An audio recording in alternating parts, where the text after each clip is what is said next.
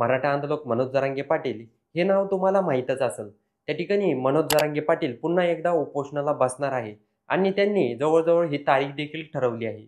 ते फक्त सरकार स्थापन होण्याची वाट बघत होते. आता ते काही दिवसातच पुन्हा एकदा उपोषणाला बसणार आहे. तर इकडं मागच्या वेळेस जे मुख्यमंत्री होते ते एकनाथ शिंदे होते. पण यावेळेस मुख्यमंत्री म्हणून देवेंद्र फडणवीस आहे. मागच्या वर्षी म्हणजेच मागच्या सरकारमध्ये त्या ठिकाणी गृहमंत्रीपद देवेंद्र फडणवीस यांच्याकडे होतं. या काळात देखील देवेंद्र फडणवीस यांच्याकडेच गृह खातं आहे. पण मुख्यमंत्री ही मोठं पद असल्यामुळे देवेंद्र फडणवीस यांच्याकडेच हे मुख्यमंत्री पद दिलं आहे. त्याचबरोबर मागच्या आरक्षणाच्या विषयावर देवेंद्र फडणवीस यांनी काही मनोज जरांगे यांची भेट घेतली नाही.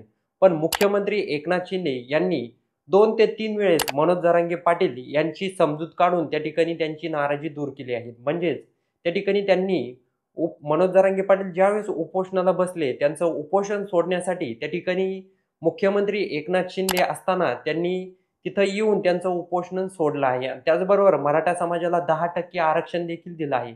असं वारंवार देवेंद्र फडणवीस, एकनाथ शिंदे आणि अजित पवार सांगत आहे. त्याचबरोबर मराठा आंदोलक मनोज जरांगे पाटील यांनी म्हटलं आहे की येणाऱ्या काळामध्ये मी लवकरात लवकर उपोषणाला बसणार आहे. कारण या ठिकाणी आम्हाला मराठ्यांना ओबीसी मधून काही झालं तरी आरक्षण पाहिजेच, अशी भूमिका मनोज जरांगे पाटील यांची आहे.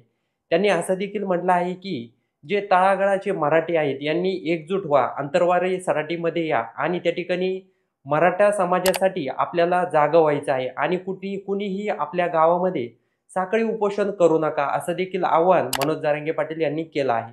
त्यांनी म्हटलं आहे की सर्वजण आंतरवाली सराटीमध्ये या, त्या ठिकाणी सर्वजण आपण आरक्षणाच्या मुद्द्यासाठी त्या ठिकाणी उपोषणाला बसू आणि सरकारला आपली ताकद काय आहे हे दाखवून देऊ, असं देखील आवाहन मनोज जरांगे पाटील यांनी केलं आहे.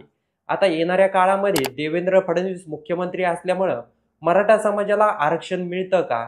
त्याचबरोबर या ठिकाणी मनोज जरांगे पाटील हे वारंवार उपोषणाला बसत आहे, यांच्या प्रयत्नाला यश मिळतं का? या ठिकाणी बघणं गरजेचं आहे. त्याचबरोबर जे ओबीसी नेते आहेत छगन भुजबळ हे देखील काही दिवसापासून नाराज आहे आणि त्याचबरोबर या ठिकाणी ते ज्यावेळेस मराठा आंदोलक मनोज जरांगे पाटील या ठिकाणी उपोषणाला बसतात ते देखील त्या ठिकाणी सभा घेतात आणि त्यांना प्रतिउत्तर देतात. त्याचबरोबर जे लक्ष्मण हाके आहे हे ओबीसीचे नेते म्हणून ओळखले जातात आणि त्यांची देखील या ठिकाणी जेव्हा मनोज जरांगे पाटील उपोषणाला बसतात त्यानंतर लक्ष्मण हाके हे देखील उपोषणासाठी बसतात. कारण त्या ठिकाणी ते लक्ष्मण हाके हे ओबीसीचं आरक्षण वाचवण्यासाठी उपोषणाला बसतात, तर मनोज जरांगे पाटील हे मराठ्यांना आरक्षण मिळवण्यासाठी उपोषणाला बसतात.